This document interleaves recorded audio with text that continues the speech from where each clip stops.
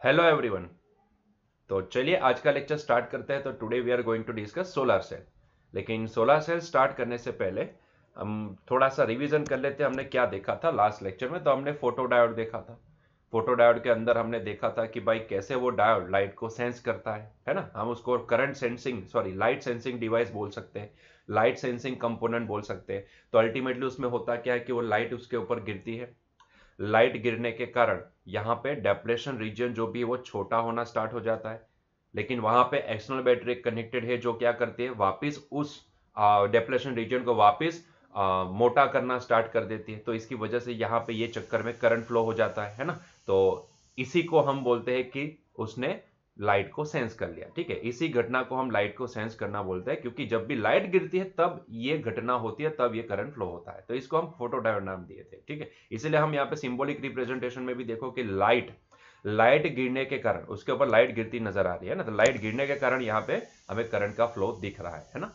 और जितनी इंटेंसिटी ज्यादा लाइट की उतना यहाँ पे आपको करंट ज्यादा मिलेगा। ठीक, चलिए उसी तरीके से आपने देखा था फिर लाइट एमिटिंग डायोड, जिसके अंदर हमने देखा था कि भाई होता क्या है कि एक घटना घटती है कि जब भी यहाँ पे इलेक्ट्रॉन की जो, मैं कौन से इलेक्ट्रॉन की बात कर रहा हूं, मैं वो पांचवें नंबर वाले इलेक्ट्रॉन की बात कर रहा हूं कि जो कोई कोवेलेंट बॉन्ड के अंदर नहीं है ना, जो कंडक्शन बैंड में ऑलमोस्ट कंडक्शन बैंड में है, ऑलमोस्ट वो कंडक्शन बैंड में है ना, जो डोनेट हो चुका है, मतलब कि एक एटम ने उसको डोनेट कर दिया है ना। चार तो टोटल पांच होंगे, उसमें से चार तो वहां पे कोवेलेंट बॉन्ड के अंदर है, पांचवा नंबर वाला जो भी है जो ऑलमोस्ट कंडक्शन बैंड के पास है ना। लेकिन उसकी एनर्जी उतनी तो होती है कि हल्की सी अगर वो थर्मल एनर्जी भी ऑब्जर्व कर ले तो बाहर निकल जाएगा है ना, मतलब कि फ्री हो जाएगा। तो ऐसा इलेक्ट्रॉन जब भी होल को ग्रैब करता है, जब भी वो होल में जाके डिफ्यूज होता है, क्योंकि होल कहां पे होते हैं, होल यहाँ पे वैलेंस बैंड के अंदर होते हैं ना, कोवैलेंट बॉन्ड के अंदर, वो वैलेंस बैंड के अंदर होते हैं। तो ऐसे केस में जब भी वो इलेक्ट्रॉन कंडक्शन बैंड से वैलेंस बैंड में जाएगा, मतलब कि होल के अंदर जाके डिफ्यूज हो जाएगा, तो ऐसे केस में वो कुछ एनर्जी रिलीज करेगा। और वो जो एनर्जी रिलीज होती है यहाँ पे, ये एनर्जी फोटोन के फॉर्म में होती है। हमें पता है कि इलेक्ट्रॉन हमेशा फोटोन के फॉर्म में एनर्जी को रिलीज करता है। ठीक है, तो ये जो एनर्जी रिलीज होगी वो फोटोन के फॉर्म में होगी, और फोटोन के पास अपनी एक वेवलेंथ होती है। तो अगर मैं यहाँ पे गैलियम आर्सेनाइड फोस्फाइड अगर यूज करता हूं, तो डेफिनेटली मैं उस मटेरियल का यूज करके मैं यहाँ पे डिफरेंट डिफरेंट कलर की एलईडी बना सकता हूं है ना। तो अल्टीमेटली हमें ऐसा लगता है कि भाई यहां से निकलता है तो फोटोन, और फोटोन के फॉर्म में एनर्जी रिलीज होती है, लेकिन मुझे क्या लगता है उसमें से कलर रेडिएट हो रहा है ऐसा नजर आता है ना। तो अलग अलग कलर के, जैसे यहाँ पे हमने एग्जांपल भी देखे थे, गैलियम आर्सेनाइड फोस्फाइड के एग्जांपल भी देखे थे, जो रिस्पॉन्सिबल है रेड कलर के लिए, जो रिस्पॉन्सिबल है यहाँ पे इंफ्रारेड एलईडी के लिए। तो ऐसे अलग अलग मटेरियल मतलब फीडअप करके आप यहाँ पे अलग अलग कलर की एलईडी बना सकते हो है ना। और उसकी रिक्वायरमेंट क्या है, बैंड गैप कितना होना चाहिए, मतलब कि इलेक्ट्रॉन अगर आपको यहाँ पे विजिबल एलईडी क्रिएट करना है तो बैंड गैप जो भी है, मतलब कि कंडक्शन बैंड और वैलेंस बैंड के बीच का जो गैप है वो कितना होना चाहिए, एटलीस्ट 1.8 इलेक्ट्रॉन वोल्ट का तो होना ही चाहिए। ठीक है, सो ये था एलईडी जो हमने देख लिया था। आज हम डिस्कस करेंगे सोलर सेल। अभी सोलर सेल में क्या होता है, सोलर पैनल आज बहुत चर्चा में है, बहुत सारे लोग अभी इसके और जाने वाले हैं, जाने लगे हैं एक्चुअली। और समय जाते हुए मतलब कि आगे जाके ऐसा हो जाएगा कि हर एक के घर में आपको सोलर सोलर पैनल दिख जाएगी, क्योंकि गवर्नमेंट भी उतनी सब्सिडी देती है। और अल्टीमेटली बिना रेडिएशन का ये प्योर एनर्जी का कन्वर्जन है, तो हम क्यों ना यूज करें, डेफिनेटली यूज कर सकते हैं ना। ये सबसे बड़ा सोर्स होता है एनर्जी का, सोलर सेल। जो एनर्जी ऐसे ही वेस्टेज जा रही है, एटलीस्ट हम उसको इस्तेमाल करके इलेक्ट्रिसिटी तो प्रोड्यूस कर सकते हैं है ना। तो ये बहुत ही बड़ी चीज होती है, इसीलिए गवर्नमेंट भी लगी पड़ी है अभी। धीरे धीरे आप देखोगे तो सारी चीजें ना, मतलब कि कहीं ना कहीं ऐसे गो ग्रीन, मतलब कि बिना रेडिएशन के एनर्जी का कन्वर्जन, वो सारी चीजों के ऊपर अभी पूरी टेक्नोलॉजी डिपेंडेंट है। मतलब कि फ्यूचर जो भी होगा उसमें हम ये मान सकते हैं कि सोलर सेल से चलने वाली कार भी मार्केट में आ ही जाएगी है ना, बहुत ही कम टाइम में। वैसे आपने देखा होगा तो हमारी सिटी बस भी अभी इलेक्ट्रिक हो चुकी है। बीच में सीएनजी वाली चलती थी, रेड कलर वाली है ना, सीएनजी वाली चलती थी, पहले डीजल चलता था, अभी सीएनजी वाली चलती है। गवर्नमेंट भी अभी सोचने लगी है, तो उसने अभी इलेक्ट्रिक बस निकाल ली है। काफी सारी दिख रही है सूरत के अंदर, अगर आपने देखा हो तो काफी सारी बसेस आपको इलेक्ट्रिक नजर आ रही है अभी फिलहाल। अब अगर आप देखोगे तो, और मैंने पेपर में भी देखा था कि काफी सारी बस अभी इलेक्ट्रिक हो चुकी है। तो धीरे धीरे यही हो जाएगा, धीरे धीरे ये मार्केट भी अप होने वाला है, मतलब कि इलेक्ट्रिक कार, इलेक्ट्रिक व्हीकल, सारी चीजें है ना। तो सोलर सेल एक बहुत ही बड़ा ऑप्शन है। और सबसे बड़ी चीज यही है कि आज बहुत सारे लोग ये सब्सिडी का फायदा उठा के ये नेचुरल जो भी है, मतलब कि जो नेचर हमें एनर्जी दे रहा है उसका इस्तेमाल करके इलेक्ट्रिसिटी जनरेट कर रहे हैं। और इन्होंने ये बहुत ही अच्छा किया है कि भाई ऐसा नहीं था पहले, ऐसा था कि जब ये मार्केट में आया था ये जो सोलर पैनल वगैरह, तब ऐसा था कि भाई पहले इलेक्ट्रिसिटी खुद जनरेट करो और बैटरी के अंदर स्टोर कर दो, और जिस तरीके से इन्वर्टर काम करता है ना कि वही बैटरी में से एनर्जी को वापस आपके घर में यूज करवाते हैं, बस उस तरीके से उसको यूज करो। ठीक है, अभी गवर्नमेंट ने पूरा मतलब सिस्टम ही चेंज कर दिया। अभी अगर आपके घर में सोलर पैनल है तो आपको पता होगा कि वहां पे अलग एक मीटर लगता है। आपके घर पे जो भी इलेक्ट्रिसिटी जनरेट हो रही है वो सारी जाती है गवर्नमेंट के पास, मतलब कि उसका जो पावर स्टेशन है जीबी अगर आपको लगता है तो जीबी के पास जाएगी। उसका जाने वाला जो भी होता है वो मीटर अलग होता है, और आपके घर में जो पावर यूज होता है उसका मीटर अलग है। वैसे लगता है एक ही मीटर, इसके अंदर दो सेक्शन होते हैं, है ना। तो एक सेक्शन के अंदर आपने देखा होगा कि एक होता है जो इलेक्ट्रिसिटी आज कितना प्रोडक्शन हुआ और कितना आपने वहां पे सेंड किया। ठीक है, तो जितना प्रोडक्शन हुआ सेंड किया वो आपको एक जगह पे दिखेगा, और दूसरी जगह आपने कितना कंज्यूम किया। तो आपको कंजम्पशन जो भी करना है वो गवर्नमेंट से ही लेना है, मतलब कि उनकी जो इलेक्ट्रिसिटी आती है वहीं से। आप सिर्फ क्या कर रहे हो, आप सिर्फ आपके घर पे एक ऐसा सिस्टम लगाए हो कि जिसके द्वारा आप एनर्जी प्रोड्यूस कर रहे हो, है ना। और वो प्रोड्यूस हुई एनर्जी को, मतलब कि आप भी एक मतलब जनरेटर हो, मतलब कि आपके घर में जो सिस्टम लगे वो एक जनरेटर है जो इलेक्ट्रिसिटी जनरेट कर रहा है ना, और वो गवर्नमेंट को दे रहा है। और फिर फाइनली कितने यूनिट आपने भेजे और यहाँ पे कितने आपने यूज किए, ठीक है, उस हिसाब से फाइनल हिसाब बनता है। और इस हिसाब से अगर आपके कंज्यूम्ड यूनिट कम है कंपेयर टू वो आपने सेंड किया है, तो डेफिनेटली जो भी ऊपर का होता है वो आपको चार्ज भी पे करते हैं, गवर्नमेंट आप चार्ज भी पे करती है। इसके पीछे का बहुत बड़ा फायदा है, अगर देखने जाओगे तो फायदा बहुत बड़ा है। देखो सोचो, अगर मान लो कि एक एक छोटा सा एरिया है और उस एरिया में से मान लो कि वहां पे उन्होंने एक मेन सब स्टेशन लगाया है, और मान लो कि उस एरिया में 200 घर है, और उस 200 घर में से मान लो कि 150 घर ऐसे है कि जहां पे उन्होंने सोलर पैनल लगाया है और वहां से इलेक्ट्रिसिटी जनरेट हो रही है और गवर्नमेंट के पास जा रही है, मतलब कि वो सब स्टेशन तक जा रही है। ठीक है, तो सोचो कि भाई उनको जहां पे प्रोडक्शन हो रहा है वहां से इलेक्ट्रिसिटी खींचने की जरूरत नहीं है, ये इलेक्ट्रिसिटी यहीं से आ रही है। देखो जितना लंबा ट्रांसमिशन होगा ना उतना लंबा पावर लॉस भी होता है। आपको क्या लगता है कि भाई उकाई में जनरेट हो रही है तो वहां से यहां तक लाने के लिए क्या मतलब ऐसे ही आ जाती है? भाई जो तार खींचे जाते हैं ना उसका भी इंटरनल रेजिस्टेंस होता है। हमें पता है कि जो भी तार है उसका इंटरनल रेजिस्टेंस है, और रेजिस्टेंस की वजह से यहाँ पे हीट के फॉर्म में हमेशा ही एनर्जी रिलीज होती है, हमेशा होती है एनर्जी रिलीज। तो एनर्जी आपको वहां पे रिलीज होती नजर आएगी ही आएगी। तो इसका मतलब ये निकल के आता है कि आपको ध्यान में रखना है कि अगर शॉर्ट डिस्टेंस पे अगर ट्रांसमिशन करना हो तो भाई यहां पे लॉस भी उतना कम होगा, और जनरेटर भी आपके आसपास में ही है, तो वहां से ही इलेक्ट्रिसिटी जनरेट हो रही है, वही एरिया के अंदर आप यूटिलाइज भी कर रहे हो, तो उससे अच्छी बात क्या हो सकती है? मतलब कि पावर लॉस का सबसे बड़ा जो प्रॉब्लम है वो यहाँ पे सॉल्व हो सकता है। वैसे इन्होंने मतलब पावर लॉस पहले इतना था, मतलब कि अभी तो इतनी टेक्नोलॉजी आ चुकी है, फिर भी भाई कंडक्टिंग मटेरियल होता है। मैंने आपको समझाया था कि रेजिस्टेंस होता क्या है, प्रोबेबिलिटी ऑफ कोलिजन होता है ना, वही तो रेजिस्टेंस है। आप एक सोचो ना कि रेजिस्टेंस क्यों हीट के फॉर्म में एनर्जी रिलीज करता है, what is the reason behind it, इसका रीजन क्या है? तो भाई एक ही घटना होती है कि जिसके द्वारा एनर्जी एक्सचेंज हो सकती है, दैट इज द कोलिजन। अंदर जो भी होगा वो कोलिजन होगा, इलेक्ट्रॉन्स का, फ्री इलेक्ट्रॉन्स का आयन के साथ कोलिजन होगा। तो कोलिजन होने के कारण कोलाइड जब भी होता है तब एनर्जी रिलीज होती है ना। कोलिजन में हम पढ़े थे exchange of energy, it is the best way to exchange the energy. Collision में यही होता है। अरे इतना ही नहीं, हीट जो भी रिलीज होती है ना, हीट हम बोलते हैं कि हायर टेम्परेचर से लोअर टेम्परेचर की ओर जाती है, तो अल्टीमेटली वहां पे भी मोलिक्यूल लेवल पे कोलिजन ही होते हैं, और उसी तरीके से यहाँ पे एनर्जी रिलीज एक्सचेंज होती है। रिलीज तो नहीं बोलेंगे लेकिन एक्सचेंज होती है, तो यहाँ पे भी ऐसा ही होता है। अगर मान लो कि इलेक्ट्रॉन टकराए किसी आयन के साथ, जब टकराया तब उसके पास काइनेटिक एनर्जी थी, लेकिन टकराने के बाद मान लो कि वो एब्जॉर्ब हो चुका है। मैंने बताया था कि अंदर इन डेप्थ जाओगे तो आपको समझना कि वो एब्जॉर्ब एंड रिलीज प्रोसेस होती है ना।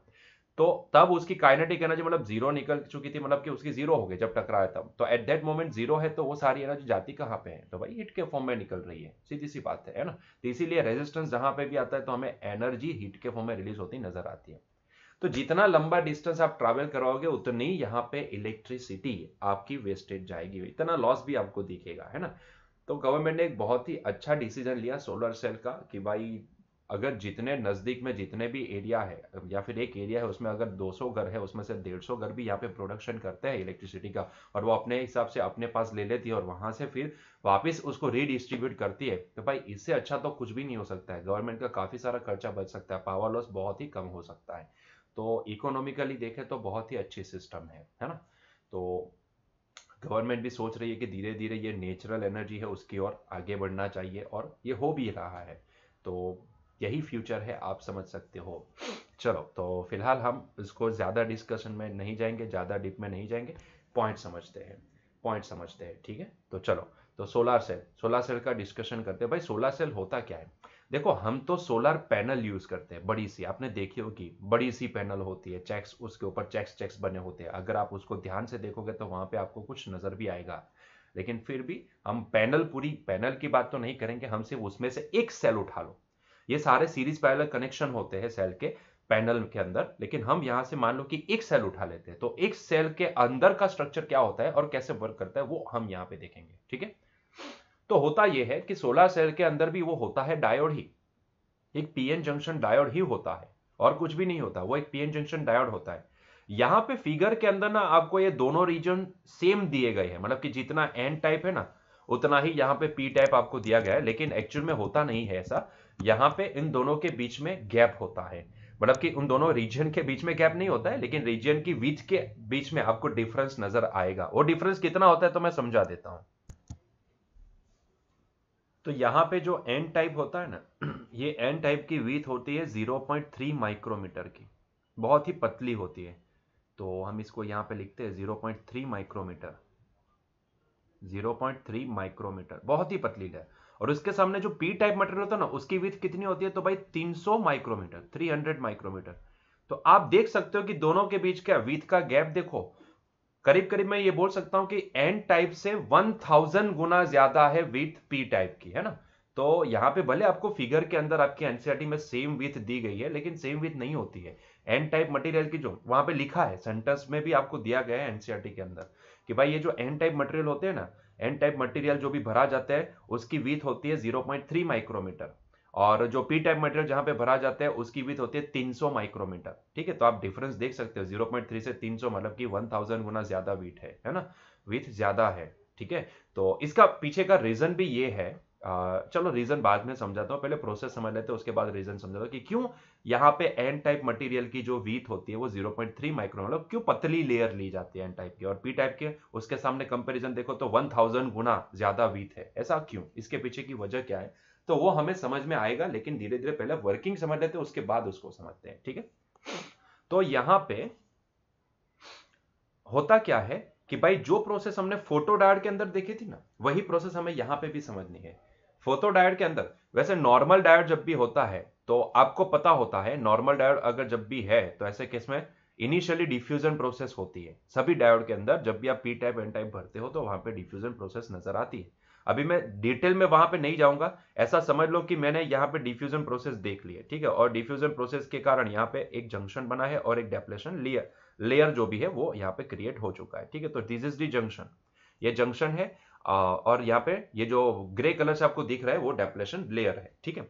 तो इतना ग्रे कलर का जो रीजन है वो डेप्लेशन लेयर है। हमें पता है कि भाई जब भी डेप्लेशन लेयर डिफ्यूजन प्रोसेस होती है, डेप्लेशन लेयर क्रिएट होता है, तो हमें पता है कि यहाँ पे क्या होता है कि पॉजिटिव चार्ज एस्टेब्लिश हो जाते हैं और यहाँ पे क्या होता है नेगेटिव चार्ज एस्टेब्लिश हो जाता है ना। यहाँ पे अगर मैं आपको दिखाऊं तो यहाँ पे क्या होगा, यहाँ पे जो होल थे, सॉरी पेन चेंज करना पड़ेगा, ओके।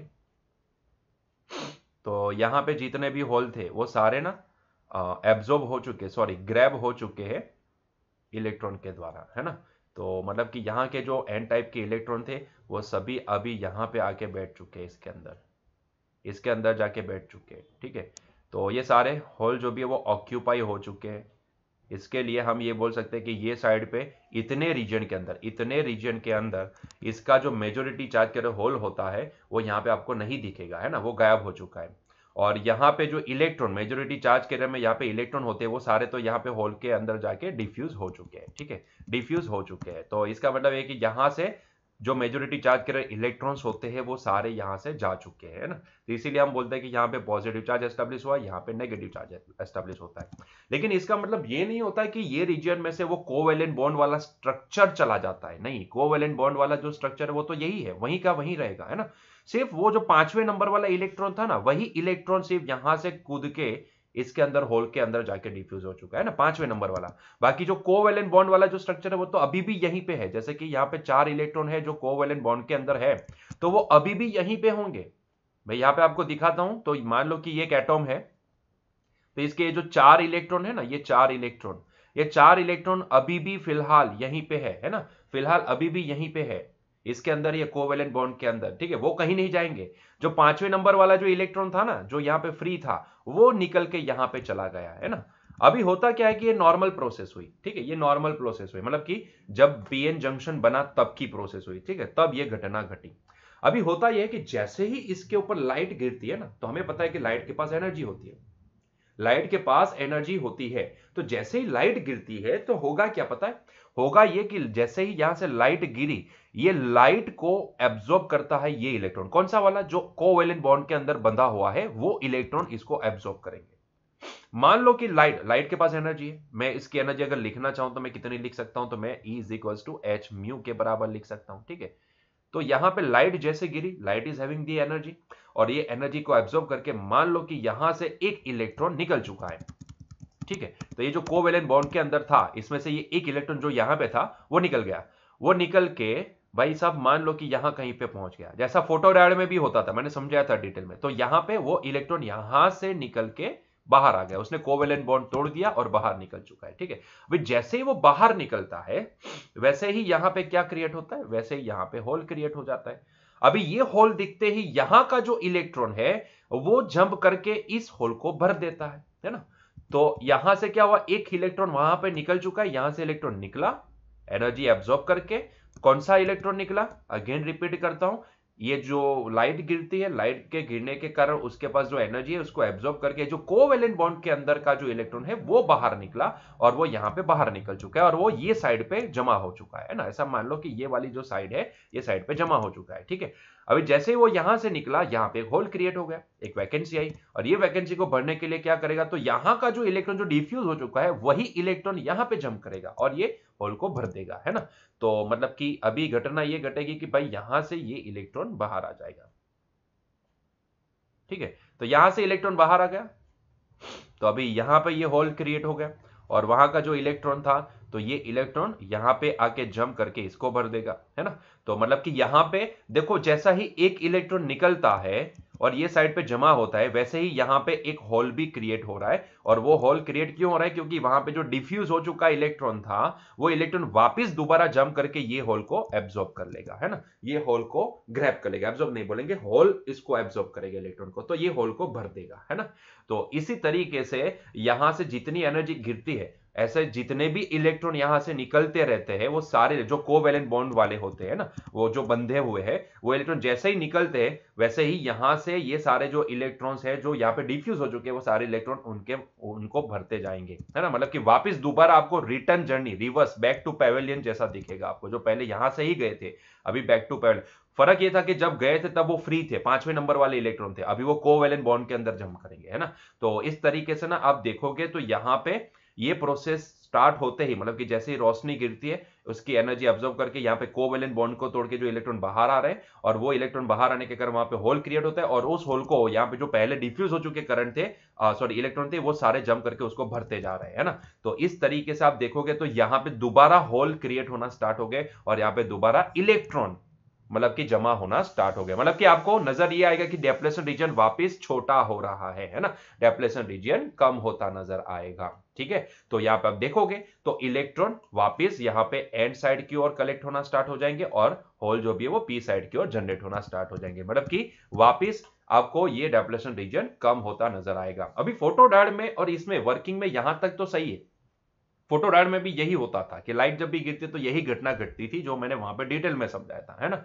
यहां पे भी ऐसा ही होता है। दोनों में फर्क ये होता है कि वहां पे एक एक्सटर्नल बैटरी कनेक्टेड रहती थी, एक एक्सटर्नल बैटरी ऐसी रहती थी कि जो क्या करती थी, वापस जैसे ये डेप्लेशन रीजन ये डिक्रीज होना, क्योंकि यहाँ पे वापस दोबारा सारे इलेक्ट्रॉन यहाँ पे जमा होना, जो गायब हो चुके थे, जो सामने वाले रीजन में जाके डिफ्यूज हो चुके थे, वो इलेक्ट्रॉन वापस दोबारा यहाँ पे जनरेट होना स्टार्ट हो चुके हैं। यहाँ पे भी होल वापस दोबारा जनरेट होना स्टार्ट, तो अभी डिप्लेशन रीजन ऐसे इस तरीके से छोटा होता जाएगा, है ना। तो वहां पे एक बैटरी एक्सटर्नल कनेक्टेड रहती थी, जो बैटरी क्या करती थी, वापस इसको मोटा करने की कोशिश करती थी, है ना, वापस इसको मोटा करने की कोशिश करती थी, ठीक है। यहां पे कोई बैटरी नहीं होगी, यहां पे कोई बैटरी नहीं होगी, ठीक है। तो ऐसे केस में होता क्या है कि भाई ये जो इलेक्ट्रॉन निकलते हैं ना, जैसे कि मान लो कि ये इलेक्ट्रॉन यहां पे आपको दिख रहा है, ये इलेक्ट्रॉन मान लो कि यहां पे निकल चुका है, ठीक है। तो ये इलेक्ट्रॉन के साथ क्या होता है, तो ये इलेक्ट्रॉन यहां पे कोई बैटरी कनेक्टेड नहीं होती है, लेकिन यहां पे सीधा सा नीचे आप देख रहे हैं, आप बैक कॉन्टेक्ट नीचे देख रहे हो, ये जो बैक कॉन्टेक्ट होता है ना, वो भी एक मेटल की प्लेट होती है। और यहाँ पे आपको ये जो दिख रहा है टॉप सरफेस के ऊपर आपको ऐसा हैंड जैसा नजर आए, देखो ये जो भी होता है ना, ये कंडक्टिंग रॉड होते हैं, ये सारे कंडक्टिंग पेयर होते हैं, मतलब कंडक्टिंग मटेरियल होता है, ठीक है। तो ये जो रॉड होते हैं ना, अभी ये रॉड अपना काम करते हैं। होता क्या है, ध्यान से सुनिए। तो यहां पे ये जो फिंगर जैसा दिख रहा है ना आपको, फिंगर जैसा, आपने अगर सोलर पैनल देखी है तो उसके अंदर भी आपको ऐसे चेक्स दिखेंगे, फिंगर जैसा नहीं दिखेगा लेकिन आपको ऐसे चेक्स नजर आएंगे, है ना। वो अल्टीमेटली होता यही है, ये फिंगर जिसको यहाँ पे फिंगर बोलते हैं एक सेल के अंदर, है ना, ये फिंगर जैसा आपको दिख रहा है ना, ये सारे क्या है, ये सारे मेटल कॉन्टेक्ट है, या फिर इसको इलेक्ट्रोड बोल दो, इसको ना मेटल आप फिंगर भी बोल सकते हो, मेटल फिंगर बोल सकते हो, जो भी बोलना है बोल सकते हो, ठीक है। अब इसको हम क्या बोलेंगे, इलेक्ट्रोड बोलेंगे, ठीक है। नीचे उसी तरीके से एक मेटल की प्लेट होती है। तो यहाँ पे क्या होता है कि जैसे ही इलेक्ट्रॉन, मान लो कि ये यहां से दिखा तो ये इलेक्ट्रॉन बाहर आ गया, रोशनी गिरी, एनर्जी ऑब्जर्व की, और ये कोवेलेंट बॉन्ड को तोड़ के वो इलेक्ट्रॉन यहाँ पे आ गया, बाहर आ गया, ठीक है। तो अभी ये जो इलेक्ट्रॉन बाहर आ चुका है, जैसे ये इलेक्ट्रॉन बाहर आएगा, तो अभी यहां पे अभी ये जो मेटल कांटेक्ट है ना, वो अपना काम स्टार्ट करेगा। तो मान लो कि यहां से इलेक्ट्रॉन बाहर आ चुका था, यहां पे आ गया है, ठीक है, यहाँ पे आ चुका है, और यहाँ पे जो जगह खाली बनी थी उसको यहाँ के एक डिफ्यूज हो चुके इलेक्ट्रॉन ने वापस भर दी है ना। तो ऐसा हम मान लेते हैं। तो अब ये इलेक्ट्रॉन के साथ क्या होता है, तो ये इलेक्ट्रॉन, ये आपको जो नजर आ रहा है ना, ये टॉप सरफेस के ऊपर ये जो सारे मेटलाइज फिंगर इलेक्ट्रोड, ये इलेक्ट्रॉन ना इसको एब्जॉर्ब कर लेंगे। वैसे एब्जॉर्ब नहीं होता है, होता क्या है कि ये इलेक्ट्रॉन, मैं इसको यहाँ पे दिखाऊं, ये फिगर में अगर सोचो कि मैं इसको यहाँ पे दिखाता हूं, यहां पे दिखाता हूं, ये बाहर आ चुका है, क्योंकि एन रीजन होता है बहुत ही पतला होता है, बहुत ही पतला, जैसे इलेक्ट्रॉन बाहर आया है नहीं कि उसको सीधा इलेक्ट्रॉन का कांटेक्ट हो जाएगा, है ना। तो ऐसे इलेक्ट्रॉन जो भी होते हैं ना, देखो ये बाहर आ गया, मैंने यहाँ पे ये इलेक्ट्रॉन यहाँ पे दिखाया, इसको यहाँ पे ऊपर वाली फिगर में यहाँ पे दिखाया, वही इलेक्ट्रॉन है ना, सिर्फ देखने का नजरिया अलग अलग है। तो वो इलेक्ट्रॉन है। अभी सोचो ये जो एन टाइप है ना, वो सेमीकंडक्टर होता है, और ये जो मेटल रॉड जो भी है, फिंगर इलेक्ट्रोड जो भी है, वो कंडक्टिंग मटेरियल होता है। कंडक्टिंग मटेरियल का रेजिस्टेंस, हमेशा याद रखना, कंडक्टिंग मटेरियल का रेजिस्टेंस वो सेमीकंडक्टर से बहुत ही कम होता है ना। तो ऐसे केस में ये इलेक्ट्रॉन अपने आप ये मेटल रॉड जो भी आपको दिख रहा है उसके थ्रू एब्जॉर्ब हो जाएंगे और यहां से फ्लो होना स्टार्ट कर देंगे, है ना। तो उनको एक रास्ता मिल जाएगा, उनको एक जरिया मिल जाएगा, वो सेमीकंडक्टिंग मटेरियल में नहीं घूम पाएंगे। लेकिन जैसे इसका मेटल के साथ कांटेक्ट हो रहा है, तो डेफिनेटली अभी वो इसके द्वारा एब्जॉर्ब होकर उसको एक रास्ता मिल जाएगा, तो इसके थ्रू ये फ्लो होना स्टार्ट कर देंगे। अभी उसका कंप्लीट फ्लो करवाना है, तो हम क्या करेंगे, यहां से एक लोड कनेक्ट करेंगे, और उस लोड को, यहां पे रेजिस्टेंस हो सकता है, यहां पे आप कोई लाइट लगा दो, एलईडी, जो भी करना है कर सकते हो, और उसको नीचे से ऐसे, नीचे वाला जो कांटेक्ट पॉइंट है उसके साथ, नीचे वाली जो कांटेक्ट प्लेट है उसके साथ ऐसे जोड़ देंगे। तो जैसे ये जुड़ती है, पूरी सर्किट देखो क्लोज पाथ हो चुका है ना। तो ये इलेक्ट्रॉन यहां से निकलेगा, यहाँ पे एब्जॉर्ब हो जाएगा, और ये मेटल के अंदर फ्लो करना स्टार्ट कर देगा, और घूमता घूमता घूमता घूमता घूमता घूमता घूमता घूमता यहाँ पे, ठीक है, यहां से वापस अंदर, ठीक है। उसी तरीके से ये प्रोसेस कंटिन्यू। वैसे लाइट गिरती रहती है, तो वापस यहां से क्या होता है कि इलेक्ट्रॉन ये चला गया, दूसरा इलेक्ट्रॉन यहां पे प्रोड्यूस होगा, उसकी बारी, वो चलता गया घूमता आया, एक इलेक्ट्रॉन यहां से प्रोड्यूस हुआ, ये भी चलता गया, मतलब कि इस तरीके से आप देखो तो इलेक्ट्रॉन का फ्लो आपको स्टार्ट होना नजर आएगा, है ना, अगर हम ये सर्किट को कंप्लीट कर देंगे तो, ठीक है। तो ये जो इलेक्ट्रोड्स होते हैं ना, ये जो इलेक्ट्रोड्स आपको फिंगर जैसा दिख रहा है, अगर आप पैनल के अंदर देखोगे तो आपको ऐसे चेक्स नजर आएंगे ना, चेक्स नजर आएंगे, ब्लू कलर की या फिर ब्लैक कलर की जो भी आपको कांच है उसके अंदर आप देखोगे तो आपको चेक्स नजर आएंगे। तो वो सारे इलेक्ट्रोड्स होते हैं। वो इलेक्ट्रोड्स का काम यही होता है। इलेक्ट्रोड्स क्या करते हैं, तो ये जो इलेक्ट्रॉन जो यहाँ पे रोशनी पाके जो कोवेलेंट बॉन्ड में से टूट के बाहर आते हैं ना, उसको तोड़ के बाहर आते हैं, वो इलेक्ट्रॉन को ये ग्रैब कर लेते हैं, वो एब्जॉर्ब कर लेते हैं, मतलब कि वो एब्जॉर्ब नहीं करते, लेकिन भाई इलेक्ट्रॉन को लगता है कि सेमीकंडक्टिंग मटेरियल और एक कंडक्टिंग मटेरियल दोनों में रेजिस्टेंस किसका कम है, जिसका रेजिस्टेंस कम है वहां से वो अपना रास्ता निकाल लेते हैं और फ्लो होना स्टार्ट हो जाते हैं, क्योंकि they are having the energy, ठीक है, उनके पास वैसे भी वाइब्रेशन वाली एनर्जी होती ही है पहले से, थर्मल एनर्जी, ठीक है, तो ये सारे निकल जाते हैं और घूमना स्टार्ट कर देते हैं। अगर हमने इस सर्किट को कंप्लीट कर दिया, मतलब कि यहाँ पे इसका कांटेक्ट करवा दिया, तो डेफिनेटली हाँ बीच में लोड लगाना पड़ेगा, ओपन सर्किट नहीं रखना है ना, तो डेफिनेटली यहाँ पे इलेक्ट्रॉन का फ्लो ये डायरेक्शन में होना स्टार्ट हो जाएगा, है ना, और इलेक्ट्रॉन का फ्लो ये डायरेक्शन में, तो भाई करंट का फ्लो ये डायरेक्शन में होगा, है ना, तो करंट इस तरीके से फ्लो होना स्टार्ट कर देगा, क्योंकि opposite to the electron, motion of electron, हमें करंट मिलता है। तो ये सिंपल सा वर्किंग होता है इसका, ये सिंपल सा वर्किंग है ना। यहाँ पे कोई एक्सटर्नल बैटरी नहीं, फोटोडायोड में क्या था कि एक्सटर्नल बैटरी लगती थी कि जो वापस डेप्लेशन रीजन को मोटा करने की कोशिश करती थी, यहाँ पे ऐसा नहीं, और तब वहां पे करंट फ्लो होता था। यहाँ पे हमें करंट को, मतलब कि लाइट को सेंस नहीं करवाना है, लाइट की एनर्जी का यूज करके हमें उसको करंट में कन्वर्ट करना है, तो ये थोड़ी सी प्रोसेस अलग है ना। तो ये पूरा होता है सोलर सेल का वर्किंग, है ना, इस तरीके से सोलर सेल काम करता है। अभी ऐसे ही सेल की आप सीरीज एंड पैरेलल कनेक्शन बना दो तो आपको वो सोलर पैनल बोली जाती है, तो उसको हम बोलेंगे सोलर पैनल, मतलब कैसे एक सेल दूसरा सेल तीसरा जैसे कनेक्शन में लगा देते हो, तो आपको अभी वो सोलर पैनल के नाम से जाना जाएगा, ठीक है। तो इस तरीके से ये सारी घटना होती है। आई होप सो कि अभी आपको ये समझ में आ चुका है कि इसका वर्किंग कैसा होता है, क्या होता है इसके अंदर, है ना। सबसे बड़ी चीज ये कि भाई क्यों ये एन टाइप जो भी मटेरियल है उसकी विथ जो भी है वो 0.3 माइक्रोमीटर, और ये पी टाइप में 300 माइक्रोमीटर, इतना गैप क्यों, उनकी विथ में इतना गैप क्यों होता है, इसके पीछे का रीजन यहीं पे है। देखो अगर मैं इसकी विथ भी इसके पी टाइप के जितनी कर देता हूं, तो ये सारे जो इलेक्ट्रॉन जो टूटते हैं ना, वो कहां से टूटते हैं, वो यहां से डेप्लेशन रीजन के पास, मतलब कि एन टाइप मटेरियल में से कोवेलेंट बॉन्ड में से इलेक्ट्रॉन टूटेंगे, है ना, और वो इलेक्ट्रॉन एनर्जी ग्रैब करके टूटेंगे, बाहर निकलेंगे, और यहाँ के जो डिफ्यूज हो चुके इलेक्ट्रॉन है वो इसके जगह ले लेंगे, है ना। तो इस तरीके से आपको फ्लो नजर आता जाएगा, मतलब कि ये जो करंट का फ्लो कंटिन्यूसली रहता है ना, मान लो कि इलेक्ट्रॉन यहां से निकला यहां से घुमा घुमा घुमा घुमा यहाँ पे किसी होल के अंदर जाके वापस डिफ्यूज होगा, है ना, तो वापस डिफ्यूज होगा, तो उसके सामने रोशनी गिरती रहती है, तो दूसरा एक इलेक्ट्रॉन यहां से निकला होगा, दूसरा एक इलेक्ट्रॉन यहां से निकला, वो यहां पे सर्किट में गया, तो इसकी जगह पे यहां पे होल क्रिएट हुआ है, तो यहां का कोई एक और इलेक्ट्रॉन जो डिफ्यूज हो चुका है वो यहां पे आके इसकी जगह भरेगा, है ना, और ये इलेक्ट्रॉन चलता चलता वापस यहां पे आके किसी और में डिफ्यूज होता है, यहां से बस यही तरीके से, मतलब कि ये जंपिंग, यहां से जंपिंग, यहां से जंपिंग, यहां से बाहर निकलना, और यहां से घूम के यहां पे आना, वापिस यहां पे से एक इलेक्ट्रॉन का निकलना, यहां से जंपिंग, तो इस तरीके से आपको ना पूरी प्रोसेस, मतलब कंटिन्यूअस क्लोज सर्किट आपको नजर आएगी।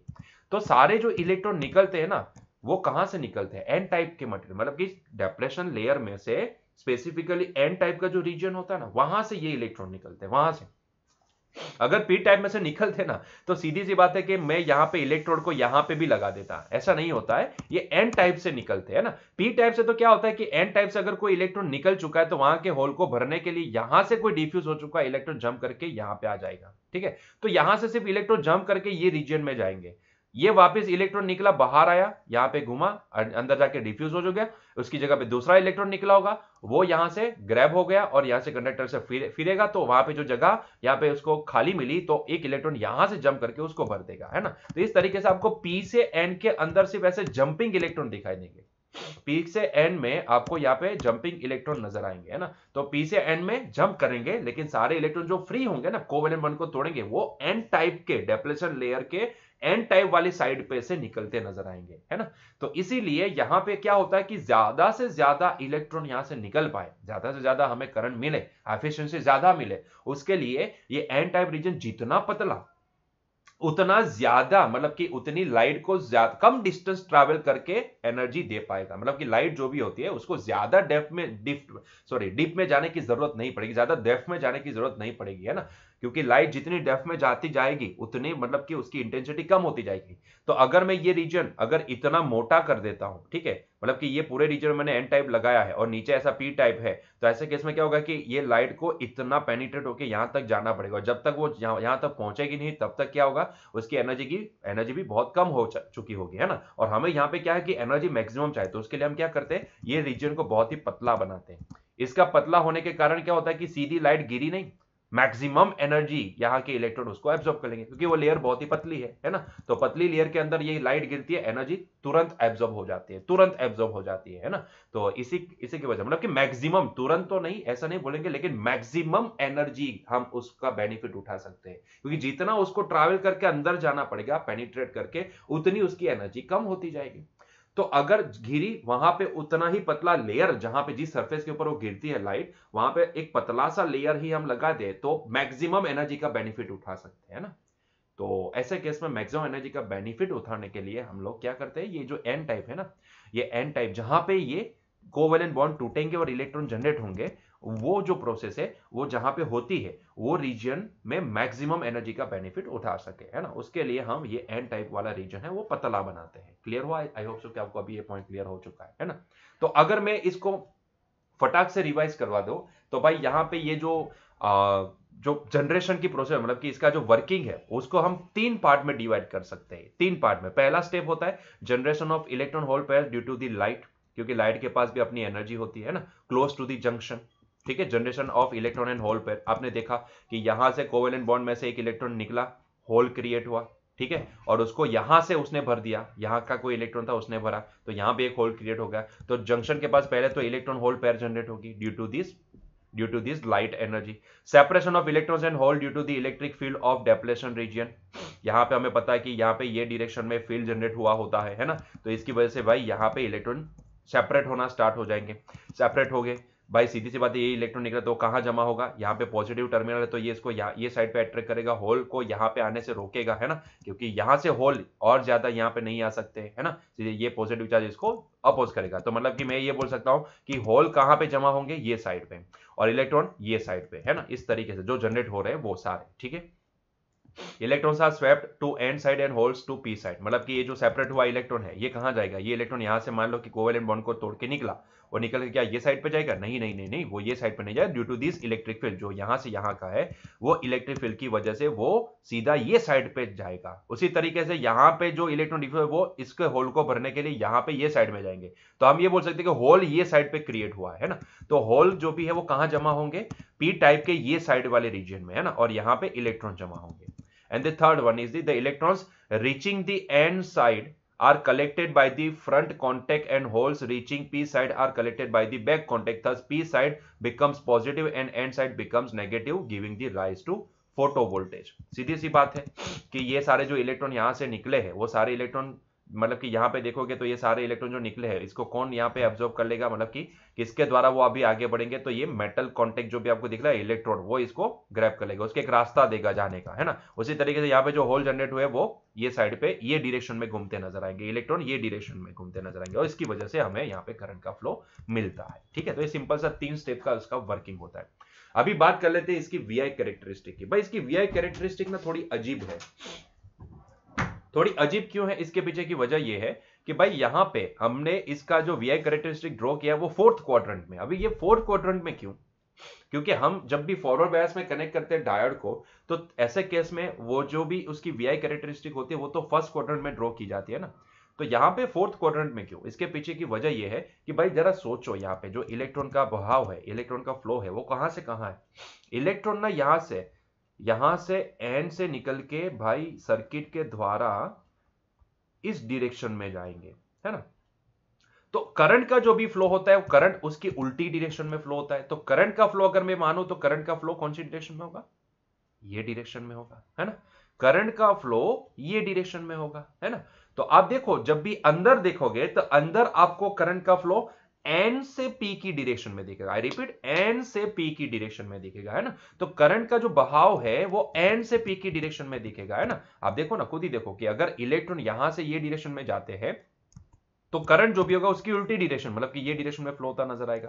यहाँ पे हमने लोड करंट दिखाया भी है IL, ठीक है, उसकी डायरेक्शन देखो, उसकी डायरेक्शन देखो, ये डायरेक्शन में IL फ्लो हो रहा है, अंदर गया, तो अंदर देखोगे तो N से P की डायरेक्शन में करंट का फ्लो दिखेगा। और हमें पता है कि डायोड का सिंबल जो भी होता है ना, वो उस खुद एक करंट की डायरेक्शन दिखाता है, PN, ठीक है, ये PN साइड, मतलब कि ये डायरेक्शन खुद वो दिखाता है ना, ये खुद करंट की डायरेक्शन दिखाता है। लेकिन हमारे केस में वो उल्टी डायरेक्शन में फ्लो हो रहा है, और हमें पता है कि जब भी रिवर्स बायस में कनेक्टेड होता है तब उल्टी डायरेक्शन में करंट का फ्लो हम दिखाते हैं, तो उसको हम नेगेटिव रीजन में दिखाते हैं, मतलब कि यहाँ पे करंट नेगेटिव होगा, है ना, करंट यहाँ पे नेगेटिव होगा। इसीलिए हमने इसको फोर्थ क्वाड्रेंट में दिया। देखो पोटेंशियल नेगेटिव नहीं है, पोटेंशियल नेगेटिव नहीं है, लेकिन करंट यहां पे नेगेटिव है, पोटेंशियल डिफरेंस नेगेटिव नहीं है। लेकिन यहाँ पे करंट नेगेटिव है, इसलिए उसकी जो कैरेक्टरिस्टिक बनती है शॉर्ट सर्किट करंट जो भी हमें यहाँ पे नजर आता है, मतलब कि एक बार आप एक काम करो, यहाँ पे ये रेजिस्टेंस को निकाल लेते हो, हटा देते हो और इसको ओपन सर्किट कर देते हो, तब जो आपको यहाँ पे पोटेंशियल डिफरेंस नजर आएगा, ध्यान से सुनना, तब वो पोटेंशियल डिफरेंस नजर आएगा, वो है ओसी, VOC। और जैसे हम यहाँ पे अभी रेजिस्टेंस कनेक्ट करते हैं और इसकी वजह से करंट का फ्लो स्टार्ट होता है, और ये जो हम रेजिस्टेंस को नहीं, लेकिन सीधा शॉर्ट सर्किट करेंगे, यहाँ पे जो ओपन सर्किट थी उसको जब भी शॉर्ट सर्किट करेंगे, जब भी हम इसको शॉर्ट सर्किट करेंगे, तब जो करंट हमें यहाँ पे मिलेगा, maximum current, possible maximum current, वो होगा ISC, ठीक है। और जब हमने बीच में रेजिस्टेंस लगा दिया और तब हमने देखा तो बाकी सारी वैल्यू जो हमें मिली उनको जोड़ा तो हमें ऐसा कुछ नेचर नजर आया, है ना, ऐसा कुछ नेचर नजर आया। हमें इसे भी ड्रॉ करने के लिए समझना है, ठीक है। बाकी ठीक है, ये समझना आसान है। आप ये समझो कि यहाँ पे करंट को हमने क्यों नेगेटिव बताया। देखो पोटेंशियल नेगेटिव नहीं है, करंट नेगेटिव डायरेक्शन में हो रहा है, फ्लो हो रहा है ना, तो करंट की डायरेक्शन की वजह से हमें यहाँ पे ये जो प्लॉट है, मतलब कि पोटेंशियल अगर पॉजिटिव एक्सिस पे हो और करंट की वैल्यू नेगेटिव एक्सिस पे हो, तो वो कौन सा क्वाड्रेंट हो सकता है कि जहां पे हम इसको ड्रॉ कर पाए, तो फोर्थ क्वाड्रेंट होता है जिसमें V पॉजिटिव है ना, I नेगेटिव होता है। इसीलिए हम यहाँ पे क्या करते हैं, हम यहाँ पे इसके प्लॉट को, इसकी VI कैरेक्टरिस्टिक को हम फोर्थ क्वाड्रेंट में ड्रॉ करके देते हैं, ठीक है। तो आई होप सो कि अभी आपको ये समझ में आ चुका है कि सोलर सेल काम कैसे करता है, ठीक है। आसान सा इसका वर्किंग है, आप अपनी लैंग्वेज में भी लिख सकते हो, ऐसा कुछ भी नहीं है, ठीक है। तो बस यहीं पे हमारा आज का लेक्चर एंड करते हैं, मिलते हैं नेक्स्ट लेक्चर में। Till that enjoy your day, bye.